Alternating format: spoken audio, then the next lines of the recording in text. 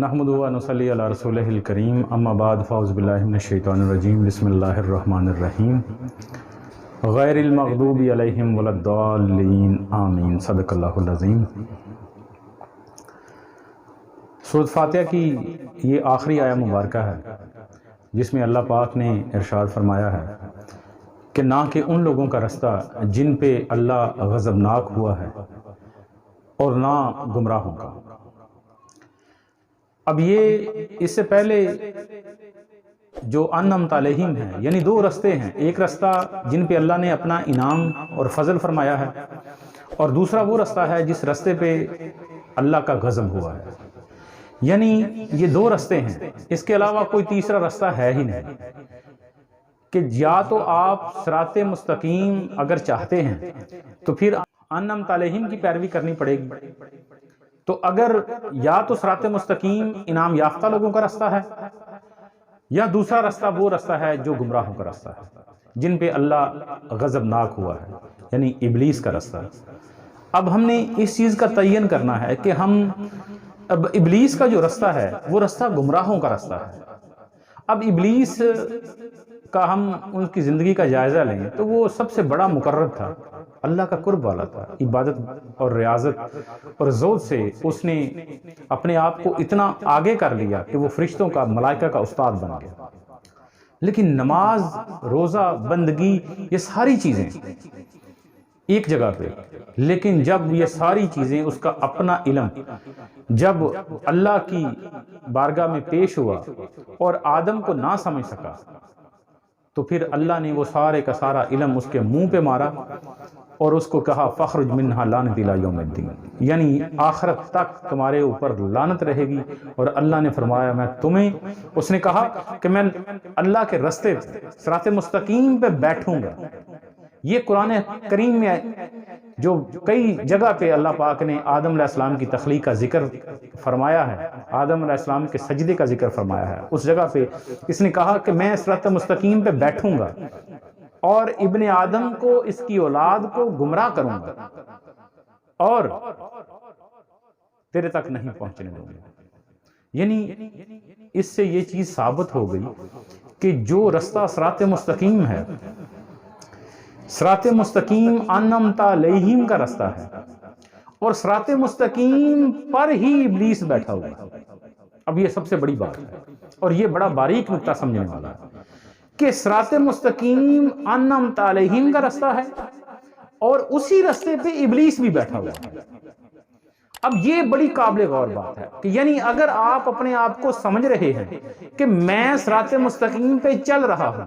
تو پھر یاد رکھیے گا کہ اگر آپ ان چار گروہوں کے بغیر، انبیاء، صدیقین، شہداء اور صالحین، یہ چار گروہوں کے بغیر اگر آپ صراط مستقیم پہ چل رہے ہیں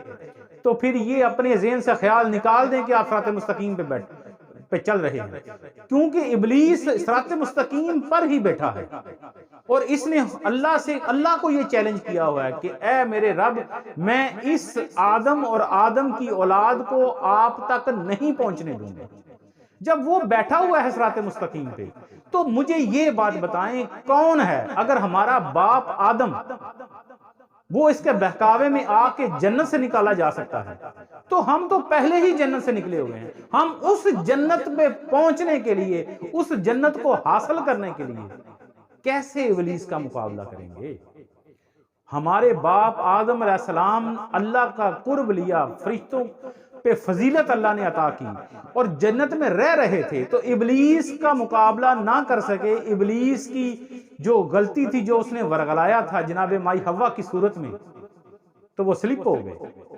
یعنی سلپ ہونا اس کو کہتے ہیں، ہم نہیں کہتے کہ آدم علیہ السلام نے گناہ کیا تھا ہمارے باپ نے، وہ سلپ ہو گئے اس بات سے۔ تو مجھے یہ بات بتائیے کہ ہم تو گناہگار لوگ ہیں، ایک عام لوگ ہیں، ہم صراط مستقیم پہ ابلیس ظالم بیٹھا ہوا ہے،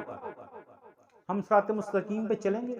وہ ہمیں گمراہ کر دے گا، اور جب ہم گمراہ ہو جائیں گے ہمیں یہی لگے گا کہ ہم صراط مستقیم پہ ہیں، لیکن وہ صراط مستقیم انعام یافتہ لوگوں کے بغیر منزل پہ نہیں پہنچ سکتے،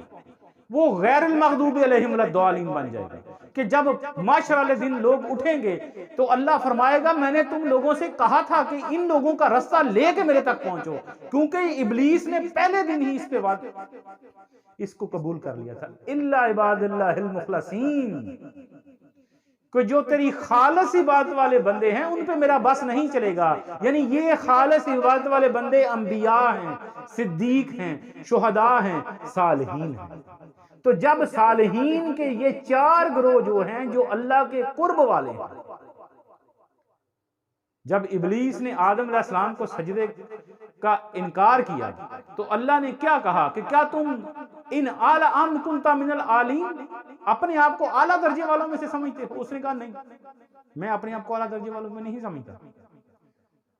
تو پھر جب اعلیٰ درجے والے موجود تھے تو اللہ نے سورۃ فاتحہ کا نزول کیا تو اللہ نے کہا کہ رستے پہ چلنا ہے، صراط مستقیم پہ چلنا ہے تو ان لوگوں کی سنگت میں، ان لوگوں کے ساتھ مل کے صراط مستقیم پہ چلو، کیونکہ یہ وہ گروہ ہے جس پہ ابلیس کا بس نہیں چلنا. یہ وہ لوگ ہیں جو اللہ کی خالص عبادت والے بندے ہیں. تو صاحبان، جب ہمیں اللہ ایک آسانی دے رہا ہے کہ ہم صراط مستقیم پہ اگر چلنا ہے تو ان گروہ میں سے جو گروہ آپ کے پاس موجود ہے اس گروہ کے ساتھ مل کے میرے تک آ جائیں. جب انسان کچھ لوگ اکٹھے مل کے کسی رستے پہ چلتے ہیں تو اکیلے بندے پہ غالب آ جانا آسان ہوتا ہے، لیکن جب کسی گروپ پہ، کسی گروہ پہ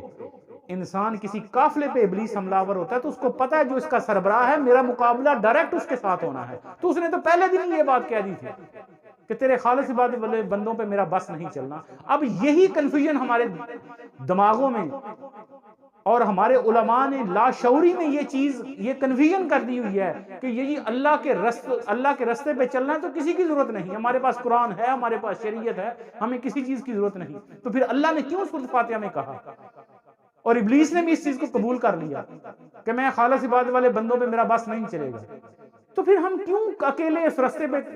جا رہے ہیں جس رستے پہ راہزن ڈاکو کھڑا ہے جو ایمان کو سلب کر لیتا ہے؟ تو پھر مجھے یہ بات بتائیں، جب اللہ نے ہمارے لیے آسانی پیدا کی ہے کہ وہ لوگ جن پہ اللہ نے انعام کیا ہوا ہے، ہمیں کیا ضرورت ہے اس رستے پہ اکیلے چلنے کی؟ پتہ نہیں وہ رستہ کس منزل کو، کتنے موڑ، ہم کسی سفر پہ جا رہے ہیں تو آج کل تو جدید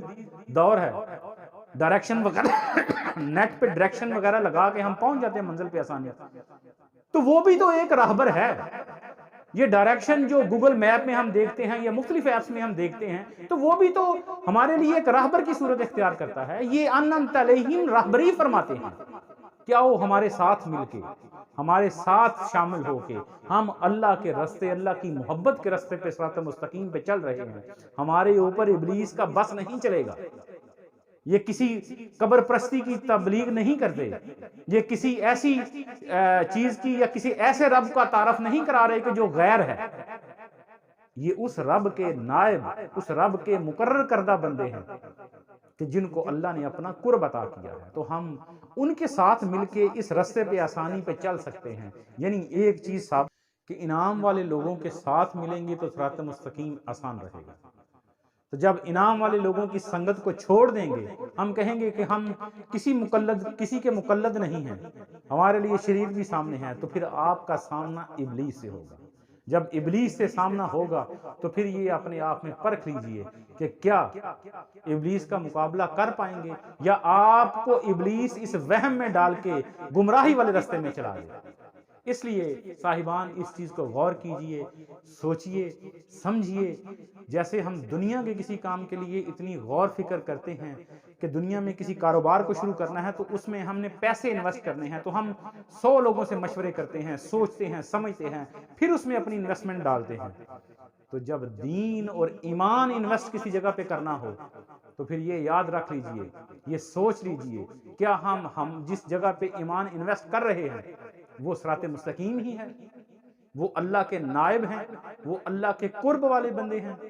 نہیں تو پھر یہ ڈاکو جو رہزن ابلیس کی صورت میں بیٹھا ہوا ہے وہ آپ کو لوٹ لے گا، آپ کی ایمان کو لوٹ لے گا، آپ کے قرآن کو لوٹ لے گا، آپ کی نماز کو لوٹ لے گا، اور انسان یہی سمجھے گا کہ میں صراط مستقیم پہ ہوں، حالانکہ وہ صراط مستقیم پہ نہیں، وہ غیر المغضوب علیہم ولا الضالین گمراہوں کے راستے پہ چل جائے گا۔ اللہ پاک